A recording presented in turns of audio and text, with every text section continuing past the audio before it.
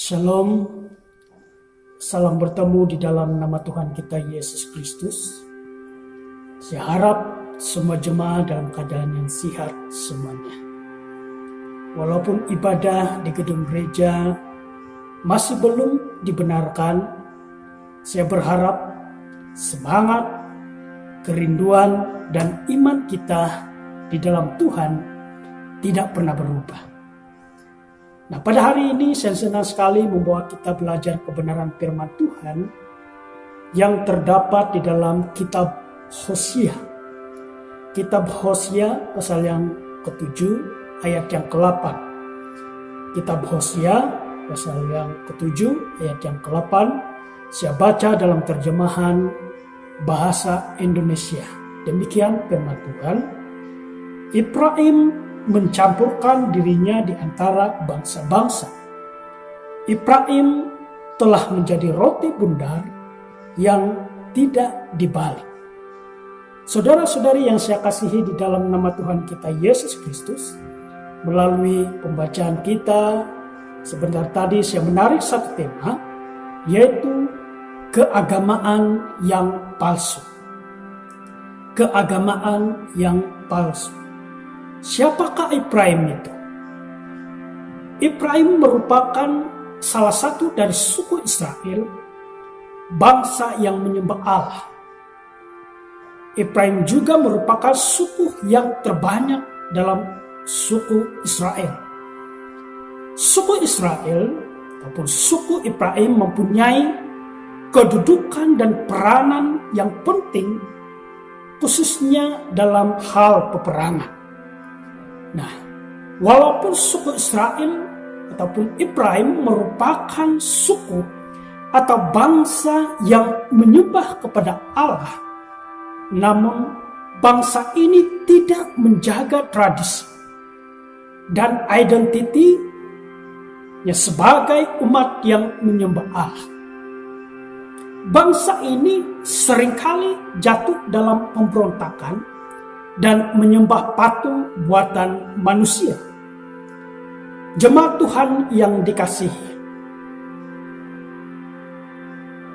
mari kita melihat kehidupan bangsa Israel dari suku Efraim yang menjadi pelajaran bagi kita pada hari ini.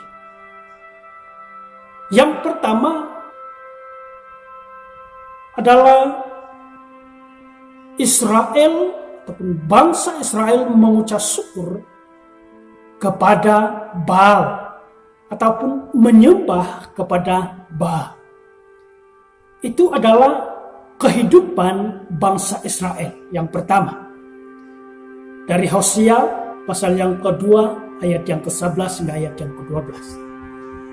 Bangsa Israel memiliki pengalaman yang kuat bersama dengan Allah, di mana sejak Allah memanggil mereka keluar dari perbudakan di Mesir untuk menjadi umat yang menyembah Allah.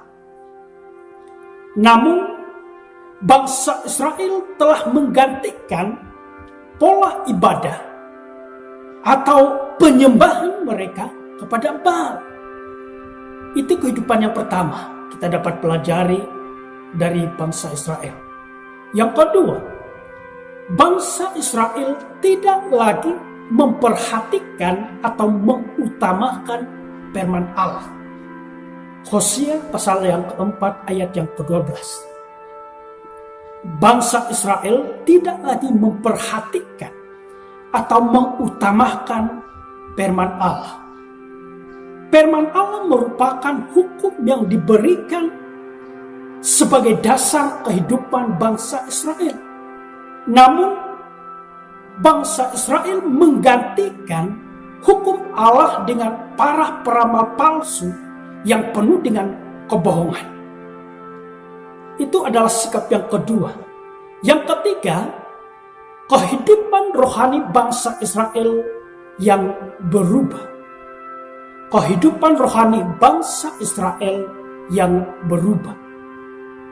Bangsa Israel berpesta pora dan melukai diri sendiri seperti yang dilakukan dalam agama Baal.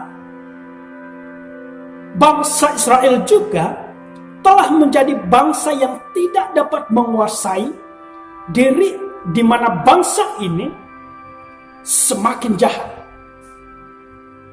Dan Hosea menyimpulkan bahwa mereka tidak lagi memiliki minat terhadap Allah. Nah, ini adalah 3 sikap kehidupan bangsa Israel. Jemaat Tuhan yang dikasihi, melihat dari kehidupan bangsa Israel ini, kita mempelajari 3 perkara dalam keagamaan yang palsu. Yang pertama, hati atau hidup yang tidak lagi menyembah Allah. Hati atau hidup yang tidak lagi menyembah Allah yang pertama. Nah, maksudnya hati dan pikiran dipengaruhi oleh keinginan. Hati dan pikiran bukan lagi berfokus kepada ibadah dan penyembahan kepada Allah. Yang kedua, firman Tuhan tidak lagi dijadikan sebagai dasar kehidupan. Firman Tuhan tidak lagi dijadikan sebagai dasar kehidupan, tetapi lebih kepada akal pikiran semata-mata. Yang ketiga,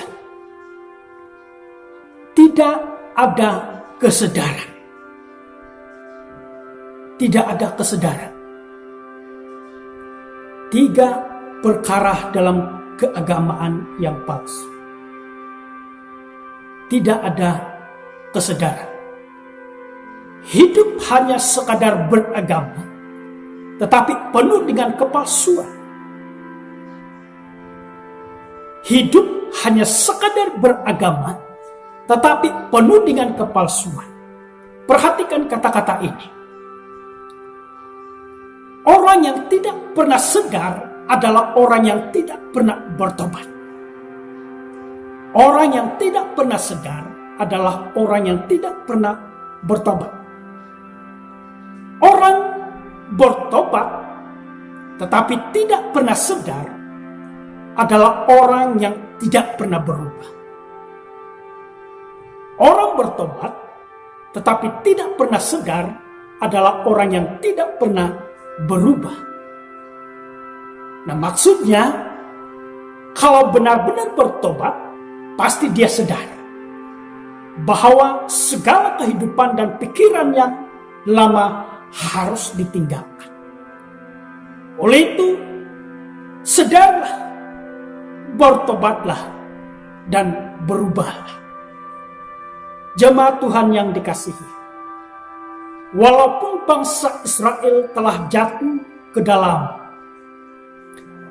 baik dalam kehidupan moral yang teruk dan kehidupan rohani yang teruk, namun Allah tetap menunjukkan kasih-Nya kepada bangsa Israel. Demikian juga dengan kita. Kasih Allah tidak pernah berubah. Kasih Allah bukan sebuah cerita klasik, tetapi kasih Allah telah dinyatakan melalui kematian dan kebangkitan Yesus. Mereka yang menyambut dan menyembahnya dengan sungguh-sungguh akan mengalami perdamaian dengan Allah. Oleh itu, jangan biarkan keagamaan yang palsu menguasai hidup kekristenan kita, yaitu hidup yang percaya, hidup yang menyembah, hidup yang memuliakan dan mengagungkan nama Tuhan kita, Yesus Kristus. Demikian perkongsian kebenaran firman Tuhan pada hari ini. Haleluya, Tuhan Yesus memberkati.